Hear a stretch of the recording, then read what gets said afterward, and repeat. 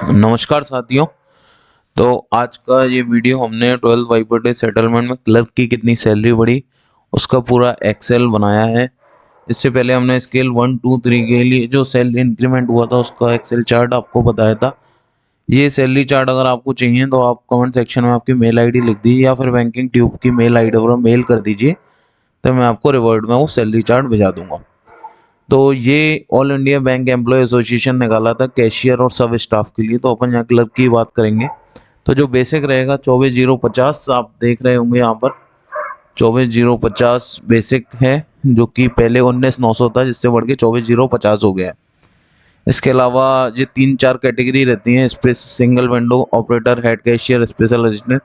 तो ये हर ग्रामीण बैंक में अलग अलग रहती हैं। सिर्फ मैं जिस बैंक में हूँ वहाँ केवल हेड कैशियर की पोस्ट है, ये 2 पोस्ट नहीं है। इसके अलावा बेसिक चीज़ें अलाउंसेस एचआरए जितना था उतना ही है, कोई इंक्रीमेंट नहीं हुआ है। स्पेशल अलाउंस 16.5 से बढ़ा के 26.50 कर दिया है। एनपीएस 10% ही है, ये यहाँ 14% है, लेकिन अभी तो 10% ही कट रहा है।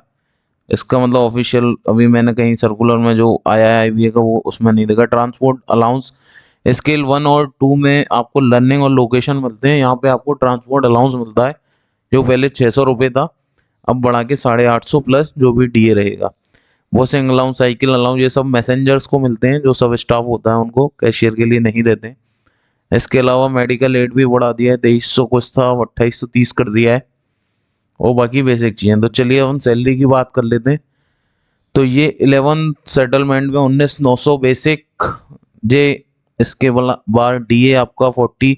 ये मैं आज के हिसाब से सैलरी बताऊंगा एक्सेल चार्ट में। आज अगर मार्च में के बाद जो ज्वाइन करेगा, क्योंकि ये सेटलमेंट नवंबर 2022 से लगता है, तो तब का डीए रहता है, लेकिन आज जितना डीए हो गया उसका पूरा कंपैरिजन करके अब जो आपको नई सैलरी मिलेगी अगर आप एज अ कैशियर ज्वाइन करते हैं बैंक में, तो उसके हिसाब से 19,900 देखिए बेसिक है, डीए 48 करके।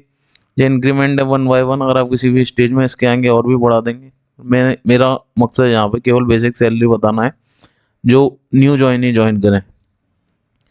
डीए आप देख सकते हैं। इसके अलावा लोकेशन मिलता नहीं है कैशियर को। ट्रांसपोर्ट अलाउंस मिलता है 600, जिस पर डीए लगा के अपना 891 हो गया है।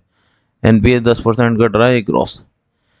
ये यहाँ देख सकते हैं आप 12th जो सेटलमेंट है उसकी एक्सेल बनाई है।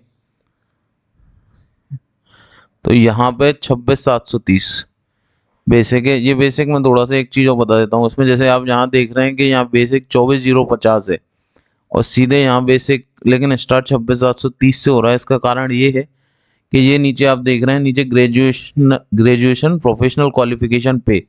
तो पहले जो क्लर्क का एजुकेशन क्वालिफिकेशन मांगा जाता था 12th मांगा जाता था, उसमें ये कैटेगरी थी, अगर आप ग्रेजुएशन करेंगे तो आपको एक इंक्रीमेंट एक्स्ट्रा मिलेगा। तो लेकिन अब आप अगर जो एलिजिबिलिटी है क्लर्क की वो ग्रेजुएशन चाहिए मिनिमम, तो आपका जो पहला इंक्रीमेंट होता है 24,050 प्लस 1,340 करके आपका हो जाता है अपना 26,730।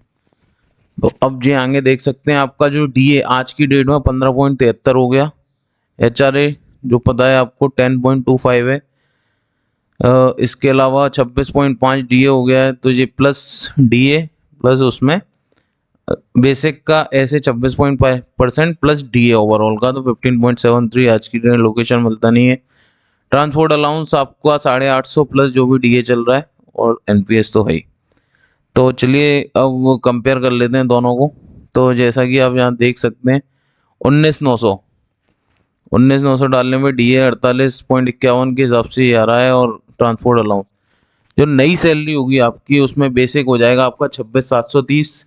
डियरेंस अलाउंस हो जाएगा आज की डेट में 15.73 डीए चल रहा है अभी मार्च 2024 में, तो 4205। एचआर है आपका 2740।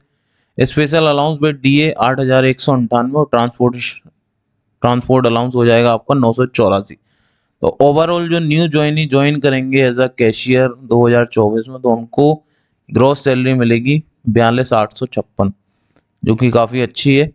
एनपीएस कटने के बाद आपकी नेट सैलरी 39,762 हो जाएगी। 1,000 के आसपास आप टैक्स मान लीजिए, एक ये चलिए 1.5 मान लेते हैं, क्योंकि हाँ 1.5 के करीब रहेगा। तो 38,262 आपका लगभग इन हैंड सैलरी है, नेट सैलरी।